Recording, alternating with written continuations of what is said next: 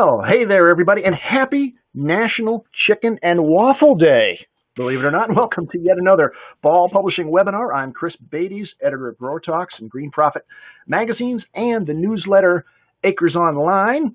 And I'm going to be your host for the next hour or so as we learn more about today's grower panel on understanding Hydrofiber Advanced Substrate. Now, I think this is the third in our Hydrofiber series for 2019, but today's webinar promises to be the most informative yet, and that's because we have not one, but not two, but three growers on the line who've all got experience with Hydrofiber and very importantly on a wide range of crops, including annuals, perennials, fall mums, poinsettias, even hemp. With three grower experts, I may need some help keeping them all straight. So I've got a co-host today who also happens to be an expert on the topic. He's a veteran of these Growertalks webinars and could probably do it without me by now. He is Mr. Daniel Norden, Senior Technical and R&D Manager for Horticulture for Profile Products, the maker of Hydrofiber. Welcome, Daniel. Hey, Chris. How are you doing today? Very good, very good. And you always seem to find an odd place to broadcast from. Where are you today? I am in sunny Hickory, North Carolina today, right next to our production facility. Oh, are you in an office or are you in a rental car? I am actually in a hotel room today, believe it or not. That's not a bad place to do a webinar from, as long as you've got an internet connection and a sign on the door so the maid can come in. That's the main thing. All right. And so assisting us today, I told you we had three growers. Let me introduce them for you. The first is Chad Cagle. Chad's the head grower at Colorpoint in Paris, Kentucky. Welcome, Chad. Hey, Chris. All right. And Paris, Kentucky, how's the weather down there today? It's pretty rainy right now, so we're glad it's cooling off a little bit. There you go. And I'll tell you, Colorpoint made my news just recently, industry news, in fact, by completely switching over to hemp. So a few months ago, you were a bedding plant grower, and now you're a hemp grower. Is that correct? Is that accurate? That's correct. Just a year ago, I got my first about 200 clones, and so a year later, here we are. Oh, so you're already talking funny. Clones. So you're no longer a grower, you're a cultivator. And it's not a greenhouse that can grow. So there's a whole lingo. There's a whole slew of new terminology that you have to learn, for sure. You got to come up to speed. All right, in the middle there, in the bright red company shirt, that's Scott Barnitz, Vice President of his family's business, Bob's Market, in Mason, West Virginia. Welcome, Scott. Hi, Chris. Good to be here. Nice to chat with you. I've known you guys for a long time. Wonderful business down there, and you're a brand new user of Hydrofiber. Is that correct? We've got our first season behind us. We installed a new machine back in January. We trialed a couple of trailer loads last year pre-mix and decided to go all in on it, and so our entire spring crop of annuals is all in Hydrofiber. No pressure there. And last but not least is Steve Garvey, the head grower for Dallas Johnson Greenhouses in Council Bluff, Iowa. Welcome, Steve. Hello, Chris. How you doing? Very good. And hey, Steve, it's a special occasion today. Is that correct? It is. It is my anniversary. So 14 years married. It's not too bad. And yet the wife is cool enough and understanding enough to let you out from your vacation day today to take to sit in on this webinar. Not bad. That is correct. It's not too bad. She's had 14 springs as well, so she knows what it's all about. She knows it. But you also hinted that for your anniversary, you and she both went to do a NASCAR experience, and you both drove 180 miles an hour. It was unreal. So it's not too bad to get out of the greenhouse every once in a while. And did she actually get a little better top speed than you did? I'm sure she's a little bit more aggressive at it than I am, yes. All right. So let's keep moving on here. You know me. I'm editor of Growertalks, and I'm broadcasting from the palatial Ball Publishing broadcast studios in West Chicago, Illinois, where this morning, because we're in West Chicago, I got to see the big boy locomotive ride right just a quarter mile away from our office. That 1.2 million pound steam locomotive. It was pretty cool to see. But let's get a little bit of housekeeping out of the way. You know the drill, everybody. If you've got questions somewhere on the right-hand side of your screen, I think it's on the right-hand side, there's a question area. Type it in, and we'll get to it at some point during the webinar. In fact, we're leaving plenty of time at the end for questions of all three of our expert growers and Daniel, who's an expert in his own right. If you want to relive the webinar, or you need to drop off for some reason, heaven forbid, you'll be able to go back and see it hopefully within half hour, 45 minutes of the conclusion. Just go to growertalks.com/webinars. It's the same place you registered. How convenient is that? All right, Daniel, the next slide is yours, so take it away. Okay, thanks, Chris. So before we get to our panel questions, I really appreciate everyone joining us today, and we're really excited. For those of you who were able to join us at the Cultivate show this year, you may have realized two new additions to the Hydrofiber family. The slide that we have pulled up, we have on the right-hand side listed Hydrofiber Ultra, Hydrofiber Hybrid, and Hydrofiber Easy Blend.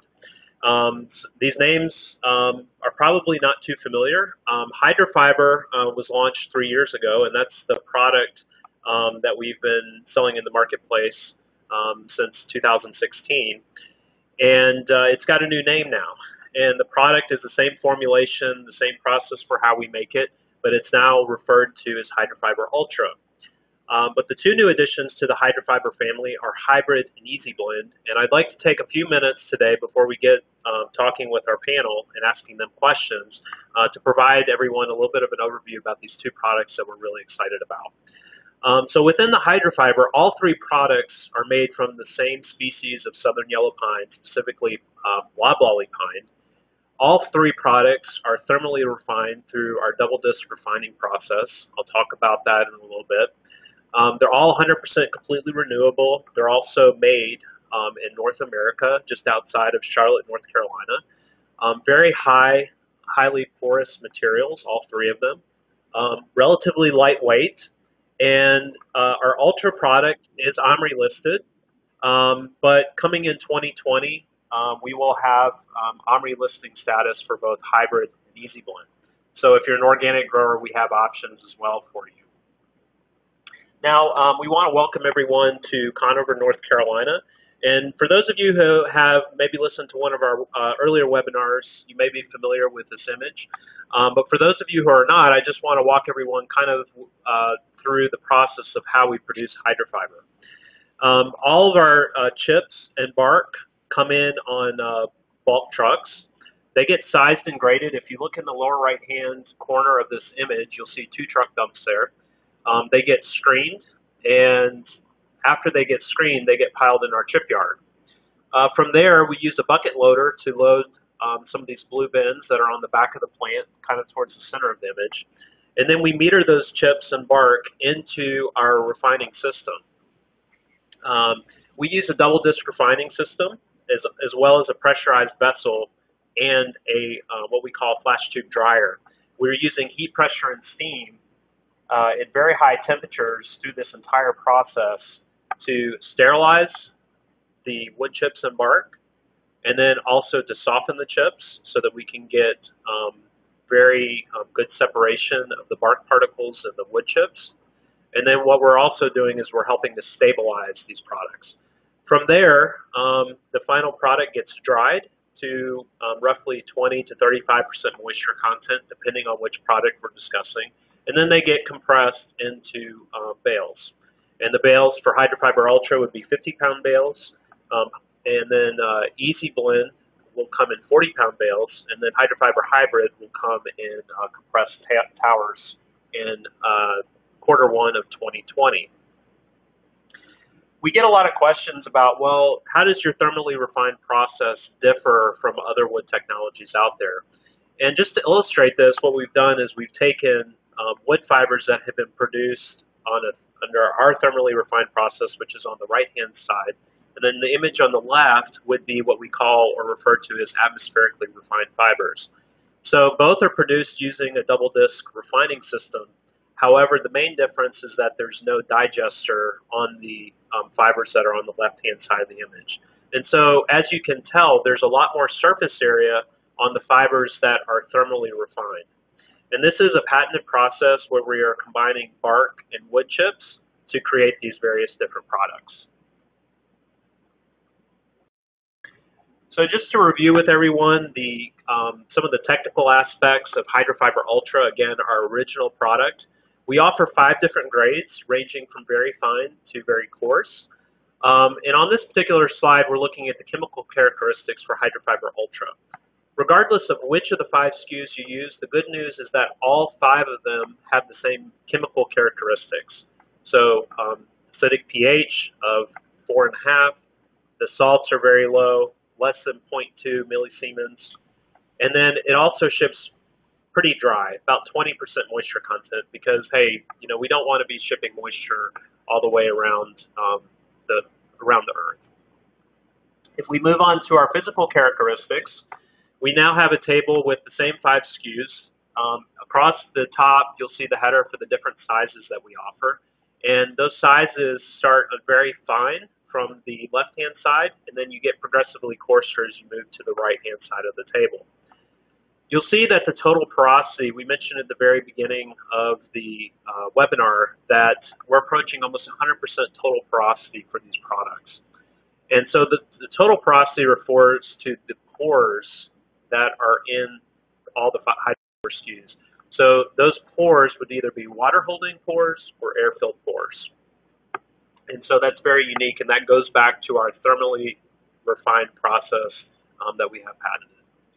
Of those pores, we have the container capacity, which is also known as water holding capacity, and it makes sense that our finest fibers like the 065 would offer the most water holding capacity, and then as you get progressively coarser, that would decrease. And then inversely, you would have the air port space, so you would have the least amount of air-filled porosity for the finest fibers, and then you get progressively coarser, you would gain air-filled porosity. The bulk density of these products is all about 1.5 pounds per cubic foot. So now, Hydrofiber Hybrid, which I mentioned earlier is coming in spring of 2020 in 100 cubic foot compressed towers, has very many of the similar characteristics of Hydrofiber Ultra. Again, it's made from the same loblolly pine or southern yellow pine.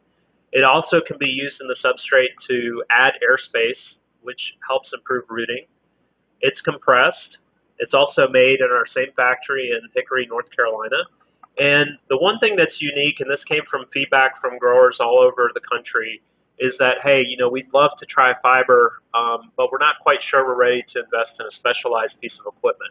And so we've engineered Hydrofiber Hybrid to be in towers that will work through standard peat, like a processing equipment, like a vertical bale shaver or a peat bale buster. And so if you have any of these pieces of equipment, equipment is required, but nothing specialized. So you should be able to run it through that same piece of equipment and then be able to further blend it in your substrate, just as you would with Hydrofiber Ultra. And then the third product that I wanted to talk to you about today is Hydrofiber Easy Blend. Again, it's made from loblolly or southern yellow pine. Now this product is going to be darker in color. It's going to have a more similar appearance to peat, so it's going to have more of a brown color, whereas Hydrofiber Hybrid and Hydrofiber Ultra are going to be more of a tan color. It also is shipped compressed. It also can be used to add airspace to your substrate. But the good thing about this product is it really doesn't need any equipment at all. So if you have a skid steer or if you have a bucket loader and you're doing pad mixing, this product would be ideal for you. It can also be run through peat processing equipment, or hey, if you open your bales up, your peat bales up with like a shovel, it would even work for that. But for certainly, I know that there's a lot of growers out there that don't have a mixing line and they just do pad mixing. This would be an ideal solution for them. But it can also be run on a mixing line and mixed with traditional blending equipment. Now, one thing that I want to stress here with Hydrofiber Easy Blend, because the way we formulated in order to expand very easily, One of the things about this product is it does require additional nitrogen, and this is because of the higher bark content of this particular product. And so what we will do is, if you're interested in testing this product or you're interested in making the transition to it, one of our technical teams would basically give you a recommendation based on what kind of substrate you would choose to grow in or to add Easy Blend to. We would make a recommendation. But typically, the additional nitrogen requirement is very similar to what most bark-based substrates, what most growers and blenders would recommend amending. This product also comes pre-treated with a surfactant. Now, the surfactant is there for the higher bark content. The higher bark content can make this product a little bit more difficult to wet, and that's why we've added a surfactant to it, because we don't want any issues with wettability. So now if you're an organic grower or if you're a blender, we can also produce this product without a surfactant. So there is some flexibility there as well. But for most people, we're going to recommend that if you're interested in this product, that you get Easy Blend with surfactant. And as I mentioned earlier, this product is available now in 40-pound bales. And then starting in Q1 of 2020, will be available in 100 cubic foot compressed towers. As far as chemical characteristics, there's really not a whole lot different compared to Hydrofiber Ultra. The pH is acidic, some slight differences there, but as we'll see later, the buffering characteristics are very similar to Hydrofiber Ultra. As far as EC, same low salts compared to Hydrofiber Ultra. Hydrofiber Hybrid ships with a relatively low moisture content, same as Hydrofiber Ultra, but the one thing about Easy Blend is we are shipping it with a slightly higher moisture content of 35%. As far as physical characteristics, we have a slide comparing Hydrofiber Hybrid with Hydrofiber Easy Blend compared to Hydrofiber Ultra 065. Now, the reason why I have Hydrofiber 065 Ultra on here is because in terms of physical properties, both Hybrid and Easy Blend have been formulated to match the same physical characteristics of Hydrofiber Ultra 065. So, it has good water holding retention properties, as well as it also helps aerate the mix very effectively. If you look at the very last row on this particular table and the loose bulk density, you'll see that Hybrid and Easy Blend are heavier than Hydrofiber Ultra 065. And so you may be asking yourself at this point, well, which hydrofiber is the right hydrofiber for me? And so we have this chart here to help kind of summarize the differences between these three different products. So Hydrofiber Ultra is going to be the most highly compressed product of the three SKUs that we offer. Hybrid is still going to be compressed, so that means it's still going to ship very effectively, as well as Easy Blend. But Easy Blend has been formulated to break up with really no equipment or no specialized equipment, and so it has the least amount of compression. But it still comes highly compressed compared to other widely available raw materials that are on the market. Hydrofiber Ultra is the only product that requires a specialized hydrofiber piece of equipment. Okay, Hybrid and Easy Blend do not require specially developed hydrofiber processing equipment. Hybrid does require some sort of peat processing equipment to open it, whereas Easy Blend does not require any piece of equipment in order to open it. As far as formulations that we have available, currently Hydrofiber Ultra is offered in 5 different sizes. Hydrofiber Hybrid is only offered in one formulation, and the physical characteristics, just as a reminder of this, is very similar to Hydrofiber Ultra 065. Easy Blend will be offered in 2 different formulas, and the 2 different formulas would be one with a surfactant and one without a surfactant. And for most growers, we would recommend that you go with the one that has the surfactant added to it. And like Hydrofiber Hybrid, Hydrofiber Easy Blend has similar physical characteristics to Hydrofiber 065. All 3 products we recommend using up to 50% inclusion rate. But we think that most growers are probably going to start off, if you've never used a wood-based material before, 30 to 40% inclusion rate to begin with. As you can tell from this chart, all 3 SKUs ship very effectively. Hydrofiber Ultra, from a freight standpoint, is going to be the most economical because we can compress it the most. So one truckload of Hydrofiber Ultra will replace 8 semis of perlite, 5 semis of peat, or 2 semis of core. Whereas hybrid is going to replace a little over 5 truckloads of perlite, a little over 3 truckloads of peat, and a little over 1 container of core.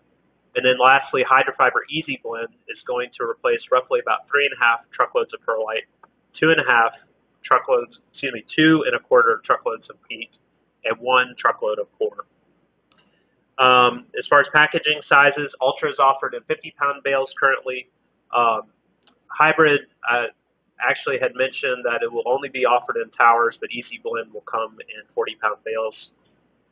And then lastly, you can see at the very bottom the different configurations, pallet weights, 2,000 pounds for Ultra, 1,600 pounds for both Hybrid and Easy Blend. And then the volume per ton would be 1,100 cubic feet for Ultra, 740 cubic feet for Hybrid, and 500 cubic feet for Easy Blend. So you may be asking yourself, okay, well, how do we transition to growing in a Hydrofiber-based substrate? Well, the good news is that whether you select Hybrid, Ultra, or Easy Blend, a lot of the things are going to be very similar between the 3 different materials. And so just to run through these 3 different things, the number one thing is irrigation management. So if you've been on any of our webinars in the past, we've talked a lot about differences in both, how to water and what kind of physical cues you need to look out for. So the number one thing that we recommend people look out for is called surface drying. So all 3 products, whether you're using Easy Blend, Hybrid, or Ultra, they're all going to surface dry. And so it's very important that you pick up the pods, that you pull the pods off, that you observe the root ball below the surface to determine when to water next.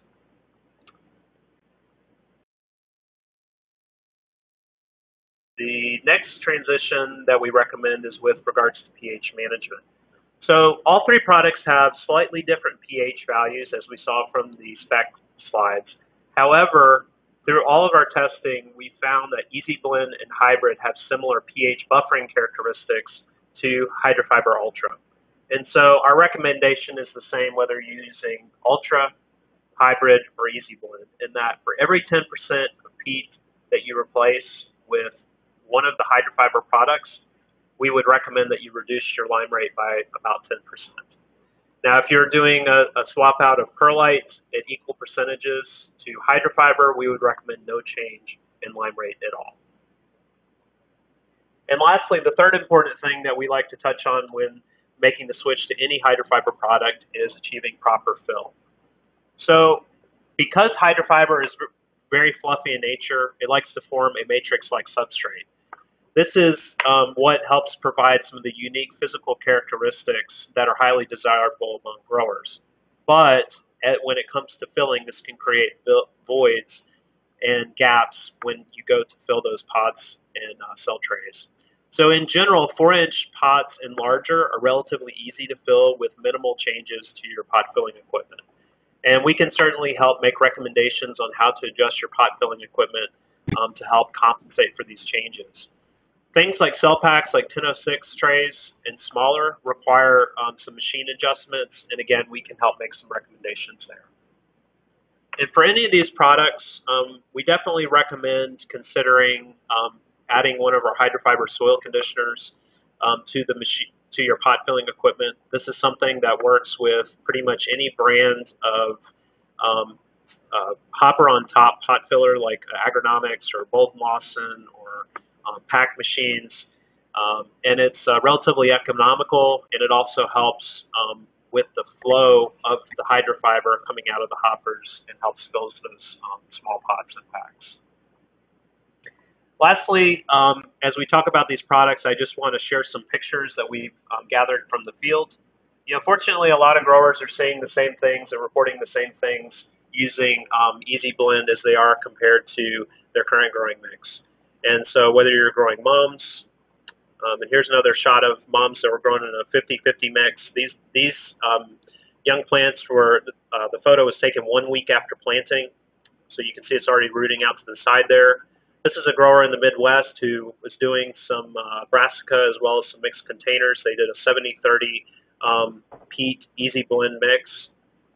These are some coleus plants that we had on display at our booth this year at Cultivate.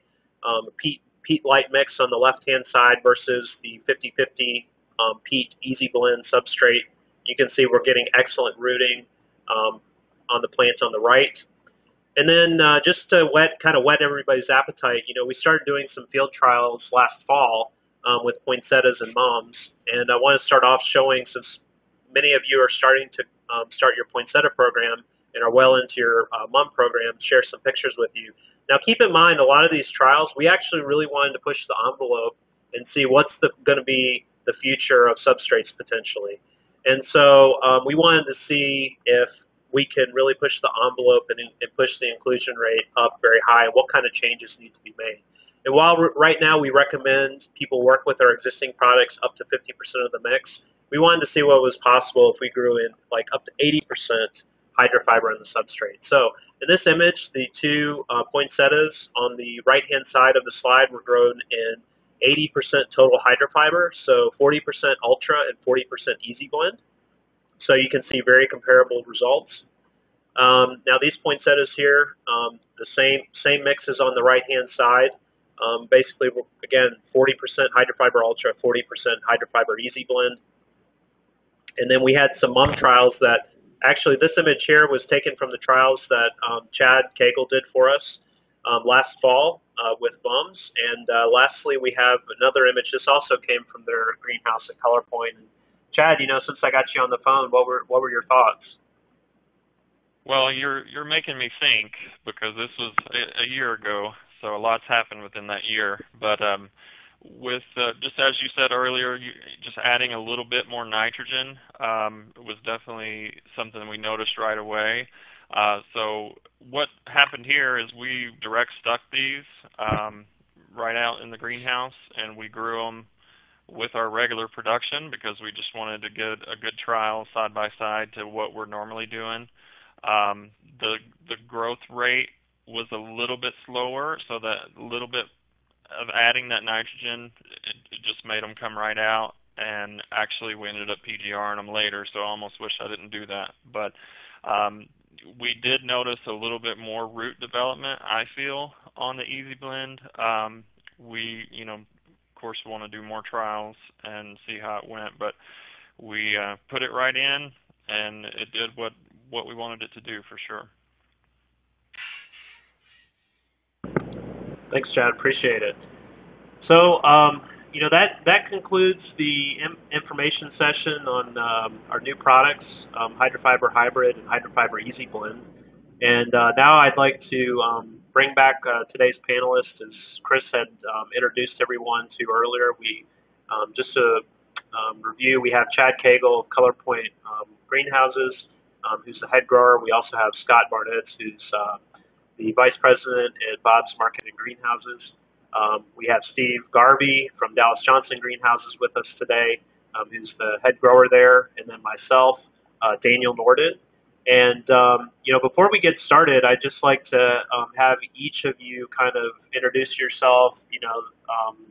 Where are you? What do you guys do? And what kind of substrates are you growing in? And what's been your experience with hydrofiber? So, Chad, you're up first. Okay. Well, I'm Chad Cagle, head grower at Colorpoint. I've been here a little over 11 years. There's been a lot of changes within that 11 years. So currently, before we were annuals, mums, poinsettias, some vegetables. We have been growing in hydrofiber for, I think it's been over 3 years now. We started in with just the 30%, and then we've kept moving up. Last year we did all of our mums and poinsettias in 45% hydrofiber, and they did great. Currently, we have merged with a company called AgTech Scientific, and we're 100% hemp now. And so we were kind of looking, okay, let's see how the hydrofiber is going to work with this hemp and what it does.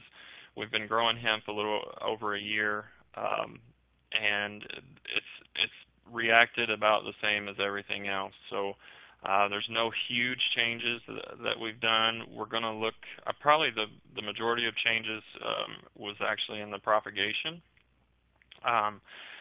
So that's kind of where we've done the majority of the changes, like looking at different glue dirt or different binding or loose fill, and we do see that the hydrofiber is a lot better than loose fill because you can be able to pull that plug early, which is definitely good for that. Great, thanks, Chad. Is there anything else you need me to talk about right now? Well, I mean, we'll finish introducing everybody else, and then we'll come back and open the floor for questions. So now I've got Scott from Bob's Market and Greenhouse. So Scott, why don't you tell us a little bit about yourself? Okay. Well, thank you, Daniel, and it's good to be here. My name is Scott Barnitz, and Bob's Market and Greenhouses, we're in our beginning of our 50th year in existence. We've been a finished grower as well as the past 20 plus years, also a young plant producer. We'll do about 150 million plugs that we sell through Ball Seed Company this calendar year of 2019. Of our finished, we have a Bowden Lawson soil mixing line, and we trialed the HydraFiber last year in 2018, a couple of trailer loads for spring crops, and we're very impressed with the functionality of the product. So we decided to put in a HydraFiber processing unit, installed it this January. It was a fairly seamless addition. We had to modify our existing soil line to accompany it, but Bowden Lawson and agronomics worked well together, and by the 1st of February we were going live, and we produced everything of our spring bedding annual crops with either 30% hydrofiber or depending if it was a larger container like 12 to 18 inch deco pots, we did trial some 40% hydrofiber, and our fall garden mum crop presently is all produced in 35% hydrofiber. So we've been very impressed with it. It's been a pretty seamless transition to hydrofiber growing, and so we've been very happy. Okay, great, Scott. We really appreciate that nice introduction. And last but certainly not least, Steve Garvey. How are you doing today, Steve? Good. How you doing, Daniel? My name is Steve Garvey. Our operation is in Council Bluffs, Iowa. So we are in the Midwest here. This will be my 3rd year growing in hydrofiber. I didn't even have a chance to trial hydrofiber before it showed up at our dock, and the machine's installed, and we were actually trialing what we were selling for that spring. So it kind of was scary at first, but honestly, I don't think I could go back to conventional potting soil again. It takes some learning, but that's why we're growers and just not planters. If you can read your plant, test your water, you'll have no problem making the switch. We're currently, after this next expansion, will almost be 90 acres covered. So that's a pretty big switch, and we're doing it 100% of everything will be in hydrofiber. Awesome. Okay, well, great. Well, thank you so much. And, we're back on our panelist slide here. So now I'd like to open the floor to those of you if you have any questions. Chris and I will be fielding our panelists some questions. And, yeah, please let them start coming in. All right. We've got a few that have come in so far, Daniel. Let's start with one from Peter, going back to your new Easy blend. He says he's a perennial grower who overwinters a lot of his crops for finishing and sale the following year. How long can he expect the surfactant in the Easy blend to last? That's a really great question. So when you get to, in terms of, we selected the surfactant that we're using based on how well it can store. Most surfactants are biologically degradable over time, and so they typically do not hold up very long in storage.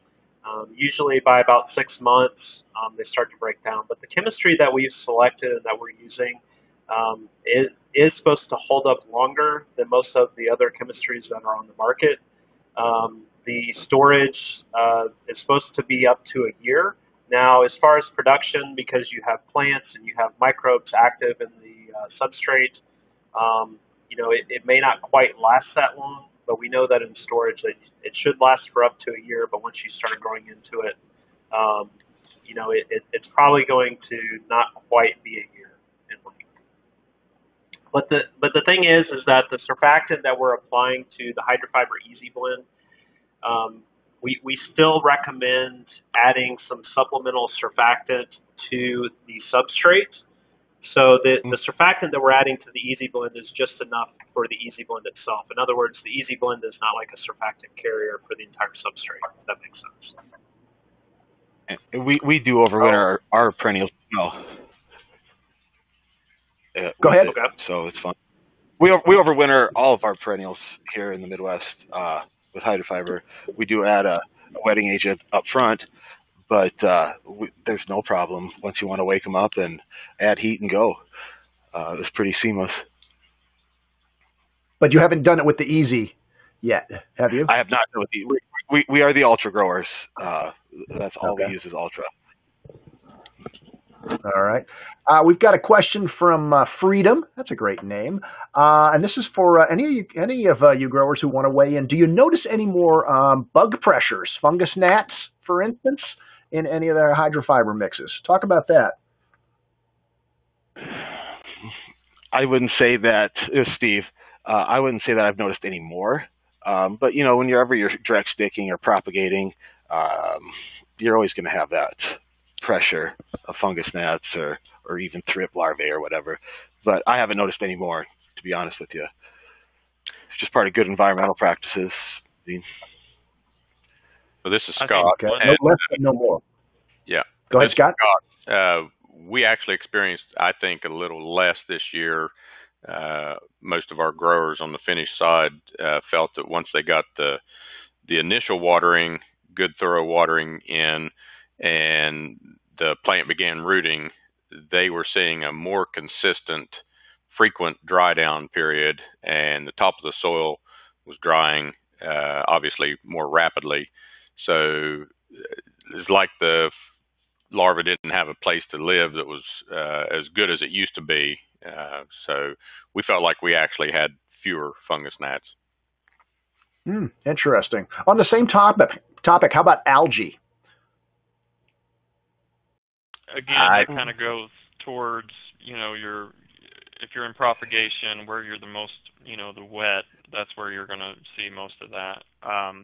And, we would do some practices of some xerotol or some different things like clean grow and right into the mist, and so that would take care of that. But it didn't, the Hydrofiber wasn't a cause of that. That was just the environment that it was in. All right. Anyone else? I would agree with that. I didn't really notice any changes in the mix. All right. Not necessarily less, but certainly not more. Still keep those cultural practices in there that you would if you were using just, a peat-light mix or what have you. Joe's got a question. This one might be kind of for Daniel, because I know I've heard you talk about it in other webinars, Daniel. And that is, have you looked at the impact of long-term pH change by reducing lime due to Hydrofiber addition? And also pH change due to your fertilizer with the Hydrofiber? Absolutely. So we have done some studies. We did a study with Glenn Fain at Auburn University looking at perennials where we overwintered them.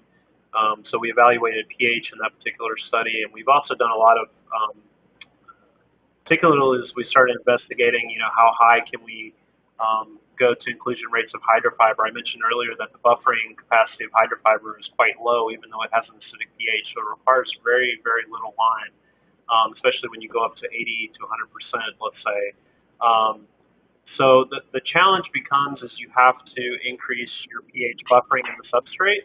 And what we've found is that, up to, let's say, 50% hydrofiber, which is our current recommendation that people work with these 3 different products, there's still enough lime buffering for most greenhouse ornamental crops that we have not seen any issues in the study. Now, for longer-term perennial and shrub crops, one recommendation, especially if you went over 50% inclusion rate, would be that you look for a coarse lime source, which is going to give you longer longevity, or better longevity, of the lime in the substrate, and so that you'll have more pH buffering over time. And we could certainly make recommendations for that for longer-term crops based on our research. Yeah, and I think if you go back to our previous Hydrofiber webinar from, I believe, June 20th, isn't that where we went into it in pretty good depth? So that'd be a good refresher for someone who wants more on pH, lime, and Hydrofiber.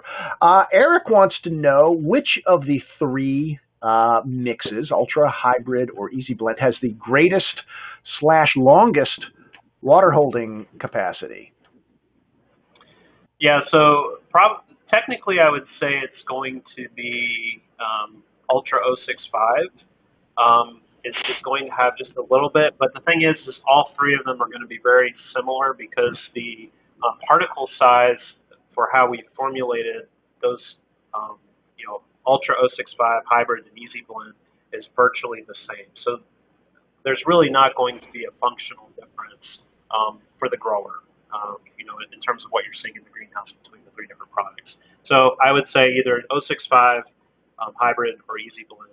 Now, obviously, on the Ultra side, if you went to a coarser fiber, those are going to have less water holding capacity. All right. And Scott, that leads to something you've noticed, and I think you said that you're cutting back on your use of water-holding polymer gel in some of your containers because of the addition of Hydrofiber. Are you using the Hydrofiber and being able to replace that gel? Well, that's correct, Chris. Several years ago, Dad was toying with what originally was Waterworks. Since then, we're now using Stock-Absorb. It's still the copolymer gel, and we've been incorporating it into our Bolton Lawson soil mixing line, fully expanded. A lot of growers that have used it, we're just incorporating it dry, sort of like the minute rice or the granular form, and you don't get the soil displacement. So we, along with Bolton Lawson, figured out how to incorporate it fully expanded, but it creates quite a bit of pressure on your equipment. You're still dealing with basically a little jelly module, and the augers and the belts and the mixing tines and so forth will tend to destroy those, and it just incorporates it into the media and makes it heavier, and your flat filling equipment doesn't like it after it gets a heavy enough load of it. So when we incorporated the Hydrofiber, we found that as we were lightening the load, we actually got to where we felt more comfortable at a very small percentage. And so we decided, well, let's see if we can just eliminate it altogether. And we feel like after this season that the smaller the container, the better the filling went, and especially with a shorter crop time compared to a basket or a big deco pot, of which we are going to probably keep the copolymer in those, but the smaller container we could get by without it completely. So it's a savings to us, and ultimately the larger container is the customer is going to get more benefit having that copolymer in there, and so I think that's which way we're going to go. All right, sure. Question from Alexander, who is asking about the time frame in which Hydrofiber will lose its key characteristics, such as its porosity. So how long can you keep this stuff in a pot and have it a good, viable potting soil, or does it start to break down or compact or do anything else that you wouldn't like? Daniel? great question. So, of course, because we use wood and bark to produce hydrofiber, all three products, the longevity is going to be a function of the particle size. So we offer, for Hydrofiber Ultra, as we mentioned, we offer 5 different SKUs. So the finest fiber in the container is rated to approximately 11 to 12 months. So for most greenhouse ornamental crops, that's going to be more than enough longevity.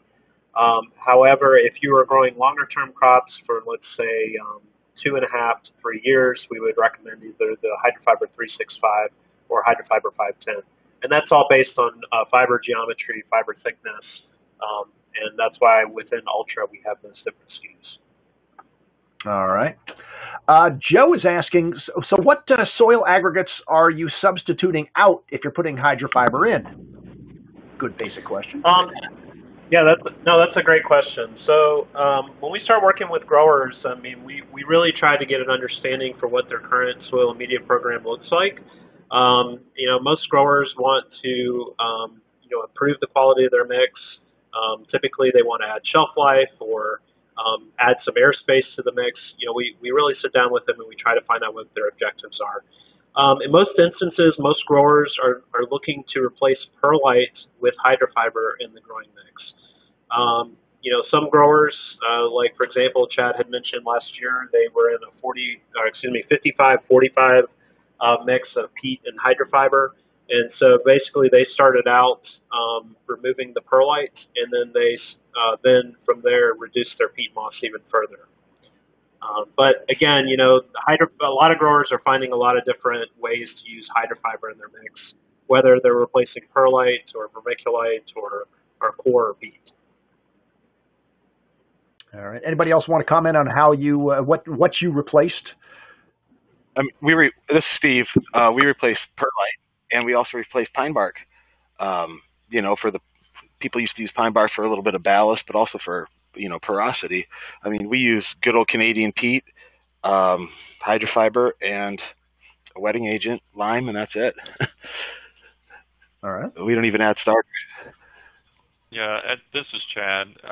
As Daniel said, we were just trying to get rid of that perlite. It's just horrible to work with, and the environment that it creates, and the guys in the soil barn, they were very happy when we totally went away from it. But we were actually, sometimes our perlite would run out, and so we would have runs of just straight peat out in the greenhouse, and we would watch those plants, and those plants did good, and we were on the avenue of going straight peat, and then hydrofiber came along, and it was just a better advantage just mixing with the hydrofiber and the peat, and so that's the way we went, and we kept pushing the envelope with the percentages, and it's worked out. And with the hemp now, we're going to start playing with the different grades of the Ultra, and in different stages, we're going to look at the best possibilities for the different on the Ultra line. So it'll be interesting. All right. Well, hemp is an alternative kind of crop. Here's a grower, Peter, who is growing hydroponic lettuce using rock wool and wants to know if they can switch to a peat hydrofiber kind of a mix. And if so, what would be their biggest risk, Daniel? That's a great question. Currently all of our products are really focused towards the ornamental market. So, we're certainly interested in the hydroponic market, and, I would just want to circle back with Peter after the call and maybe have a discussion with him about this.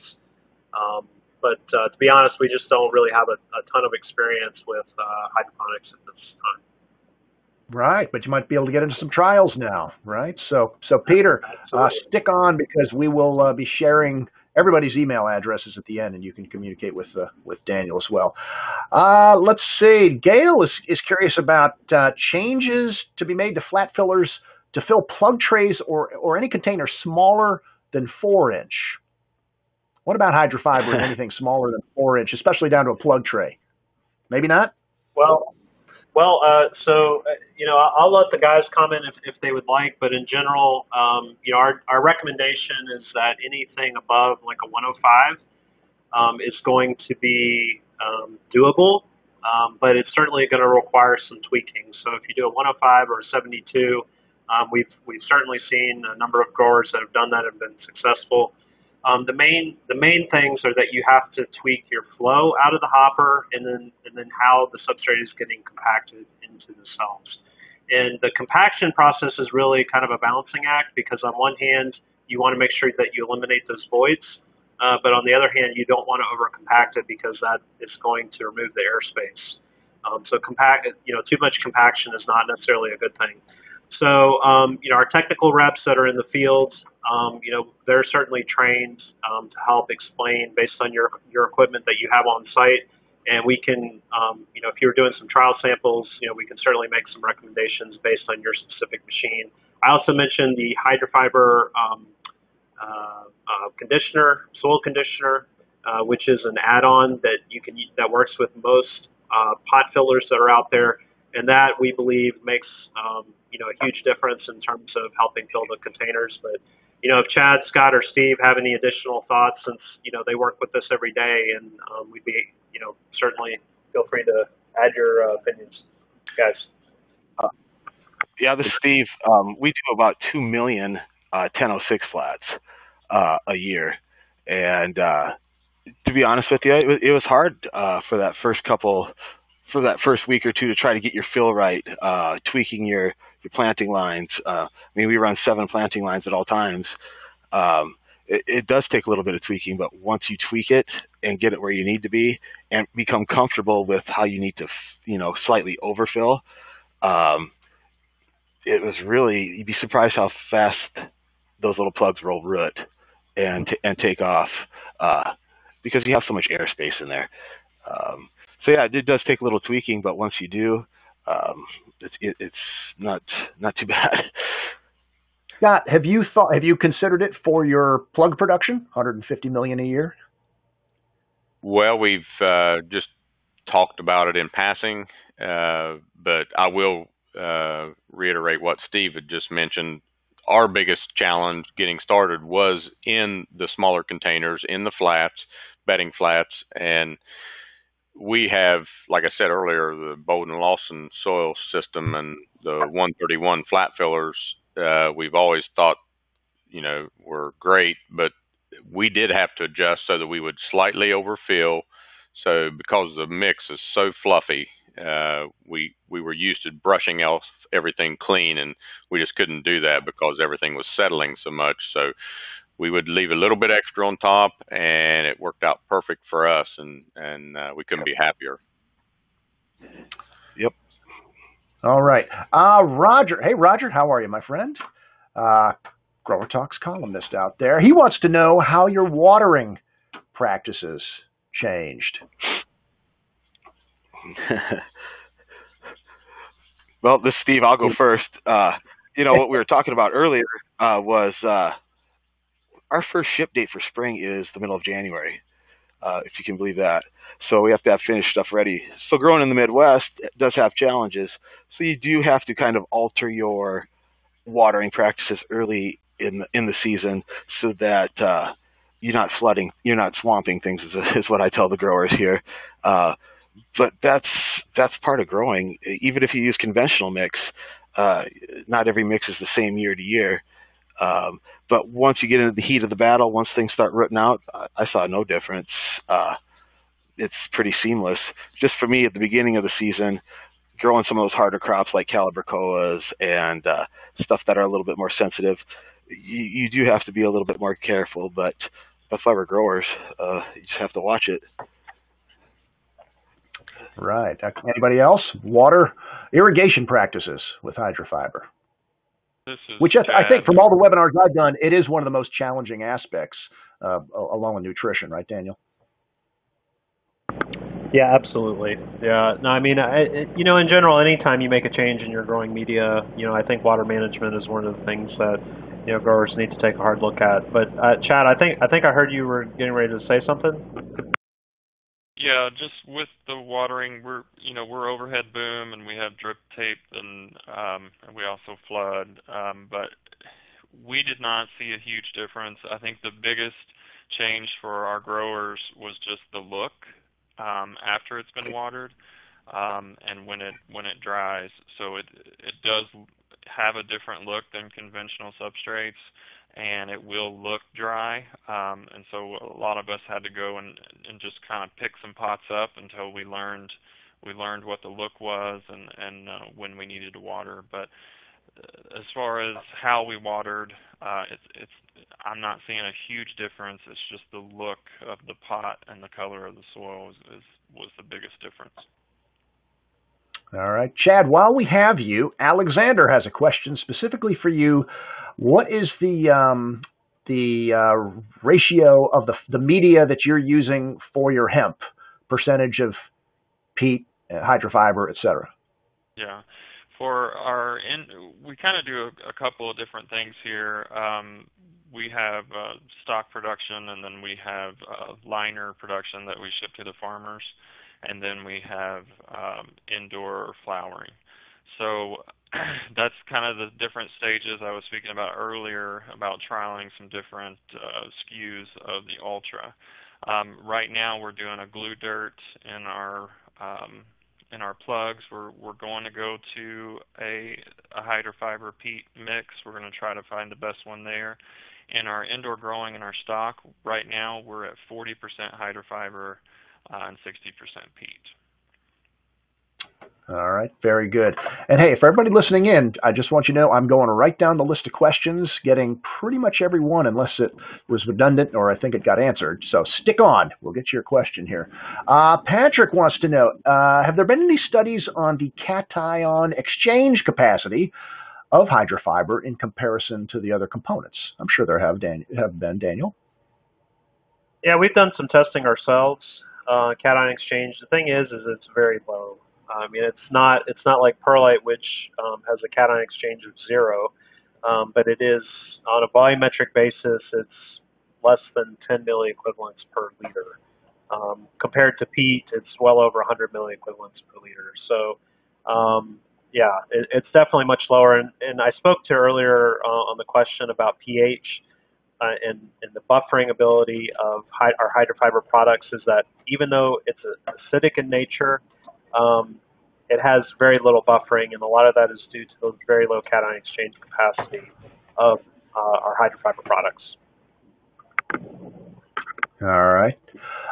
Here's a couple of watery kinds of questions. Becky wants to know if you could grow aquatic plants, pond plants in hydrofiber. Got anybody doing it? Plants that are completely submerged underwater as they grow. That's a great question. To be honest, going back to the question about hydroponics from earlier, I'm not aware of anyone that's currently used it for aquatic plant production.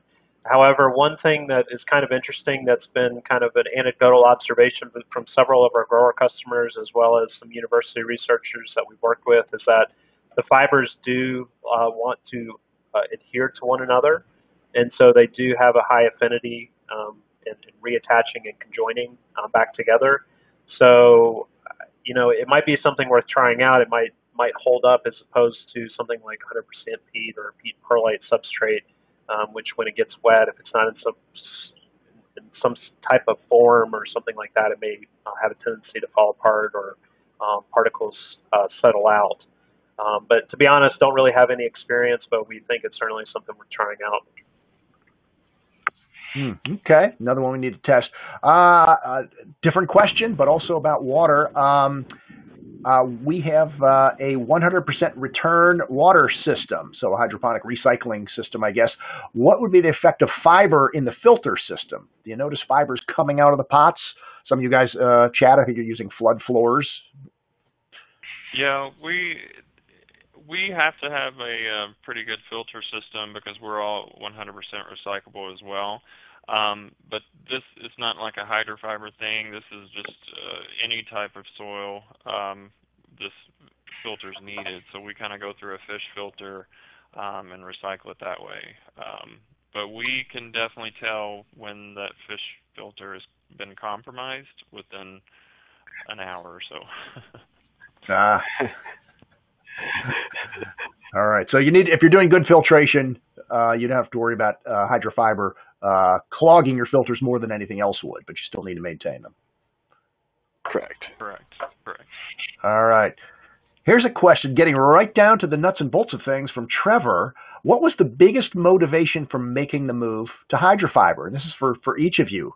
Was it strictly money savings? Was it the increased porosity?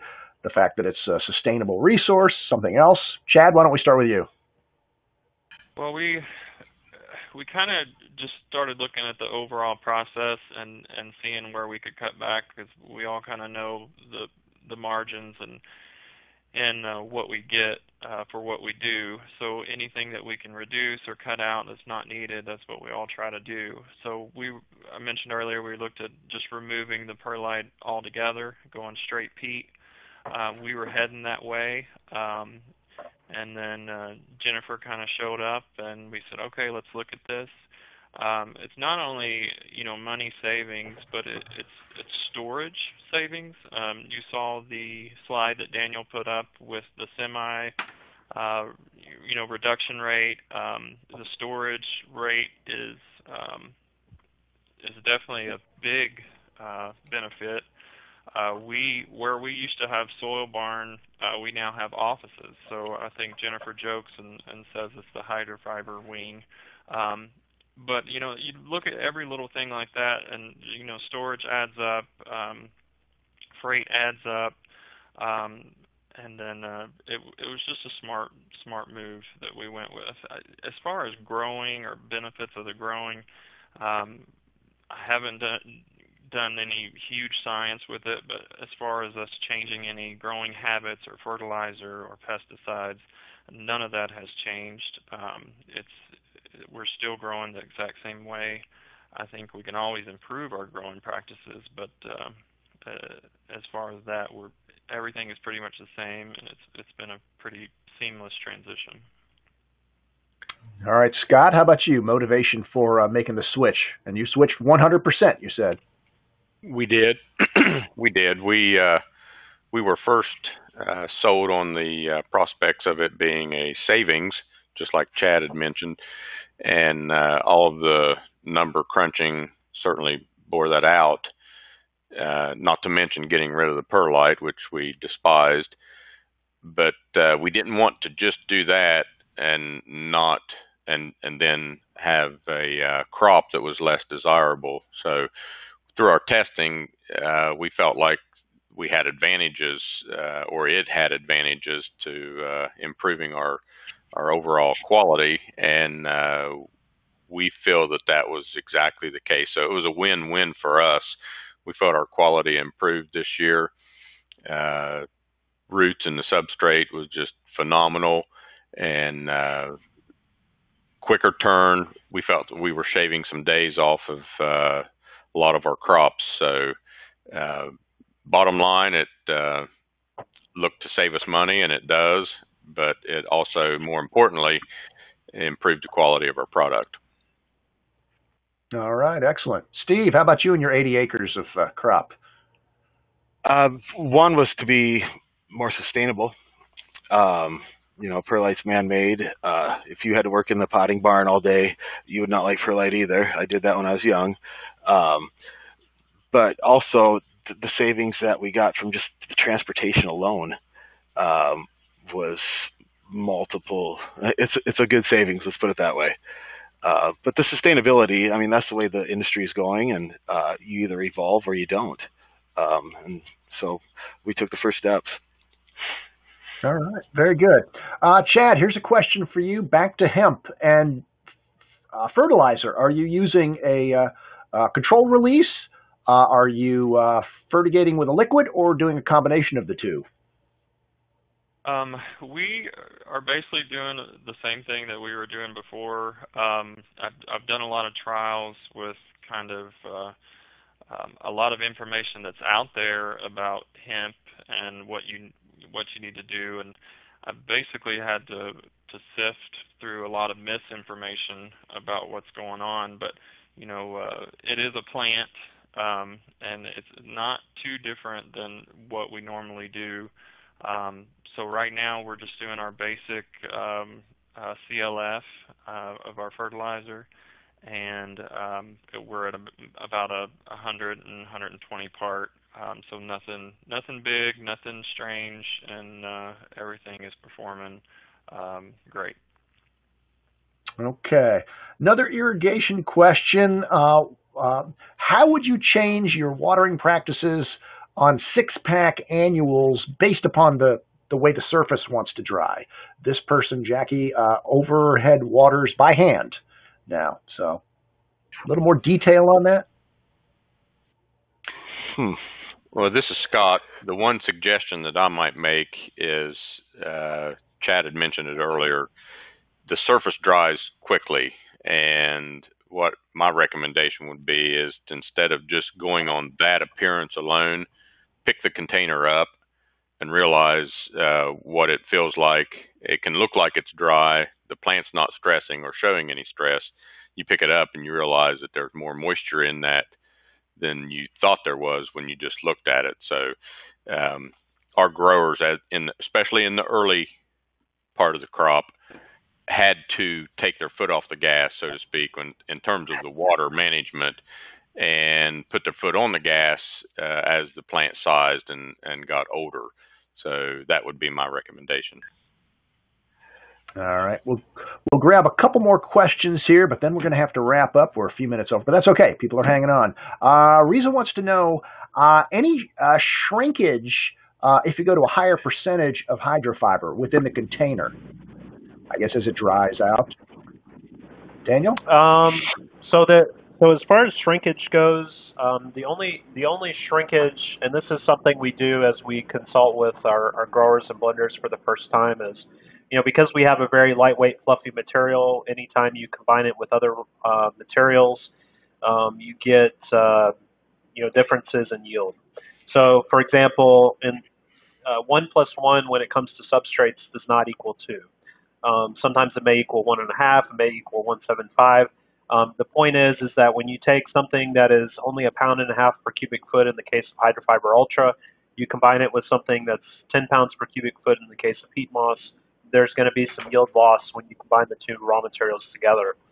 One of the things that we've done with Hydrofiber when it comes to cost analysis and also helping our customers understand yield is we explain to them through our testing what the shrinkage numbers are going to be like when you combine those two raw materials together. So if you're a nursery grower, you're using 80% bark with 20% hydrofiber, we would then calculate a shrink value for what you can expect based on your yield. Now, based on our testing as far as long-term like degradation and watering, that kind of shrinkage, we did a trial with perennials at Auburn where we overwintered them. I believe I kind of touched on this earlier, but basically what we found was that we had no significant differences with shrinkage over time. The key is to make sure that if you're growing in a heavy bark mix or in a peat light mix or whatever, that we will help you determine what the correct shrink value is so that you can help combine the right amount of hydrofiber with bark or peat or whatever it is. And then once you get that into the container, we found that the shrink doesn't change within the long-term studies that we've done internally. So the biggest challenge is when you're doing the blending. All right. Another quick one here. Any of you, this is for the growers, anybody using Root Shield Plus, and have you noticed maybe you need less fungicides because of the sort of the better aeration, more open mix that the Hydrofiber provides, or is your fungicide practices pretty much the same as they had been in your old mix? This is Steve. We do use Root Shield Plus, especially when we flood our poinsettias, because they're about 10 acres of flood floors. I find that it's a good insurance policy, you could say. But overall, our fungicide practices didn't really change at all. We hardly use any fungicides once they get out of propagation. And it just goes back to good growing practices. And it's really, so yes, it hasn't really changed anything. Okay. Anybody else, Chad or Scott? This is Chad. We haven't changed anything. We have, of course, now, because we're not regulated to use any fungicides, but before on the annuals, it was, all pesticides and fungicides and fertilizer. It all stayed the same. And this is Scott. The same with us. We had a learning curve for the growers that was just basically about taking their foot off the gas in terms of water, and realizing that when it was dry looking on top, that it wasn't time to water. And so there was a few mistakes made early on that they realized that they was keeping the media too wet, but quickly overcame that, and our fungicide usage, changed very, very little. All right. Two more, then we're going to wrap up. This is for Daniel, I think. Daniel, do you know of anybody using hydrofiber who is sort of recycling their mix, composting it, reusing it? We actually do have a couple of customers who use recycled soil, but my recommendation when working with recycled soil is that you have to mitigate risk, because anytime you have soil that had been previously grown in, you have the potential for diseases and insects, and also there's a uncertainty as far as how much fertilizer or lime may be left in that mix. Also, if you have different mixes that you have grown in that get thrown into a soil pile, the physical properties are different. Also, how old is one part of the pile versus the other part of the pile? Those things are all big challenges when you start working with recycled soil. And so my recommendation is always test thoroughly, test constantly, and limit your recycle addition to about 10 to 15%. I would honestly recommend you stay at 10% or less, but I know some growers want to push it above 10% as possible, to as high of amount as possible. But basically, you want to have, consistency is the number one important thing that most growers always say they want. And anytime you start working with large quantities of recycled soil in your growing media program, it's going to reduce your consistency of your soil. Just make sure you do your due diligence, do a lot of testing, and don't go overboard with how much you reincorporate. All right, very good point. And I think, Daniel, you'll like this last question, because Trevor really seems to be into this easy blend thing, because he's asking, now that the need for specialized equipment has been reduced or eliminated, where can I buy hydrofiber? And I swear that's coming from a grower, not from the commercial entities involved here. That's the best question of the day. We would be happy to talk with you further. So just talk with us. Our contact info will be posted up here shortly, and you can either shoot us a note, or if we have your details, we can shoot you a note as well. All right. Well, if you do have any other questions for Chad, Scott, Steve, or Daniel on anything they've talked about, they've graciously said I could share their email addresses. So, hey, what a great chance to pick the brains of growers who are experienced with a product, because I know that, as a former grower myself, that's who you really want to learn from. If you want to see this webinar again, go back to pick up any of the details. Or as I said, we've got, I think we have half a dozen now webinars, Daniel, covering every aspect of hydrofiber that we know about, including a dedicated webinar on propagation that answered some of the questions from today. You'll be able to find this one and all those others at growertalks.com/webinars. Just kind of dig around in there and look for the word hydrofiber, which I think pretty much always shows up. And so that said, I want to thank Chad, Scott, and Steve for taking time out from growing to talk about growing, and a special thanks to Mrs. Garvey, happy anniversary for letting Steve come out and help us out today. And, of course, Daniel and all the fine folks at Profile Products. And on behalf of my staff here at Ball Publishing, who work hard so I don't have to, I'm Chris Beatty saying so long, everybody.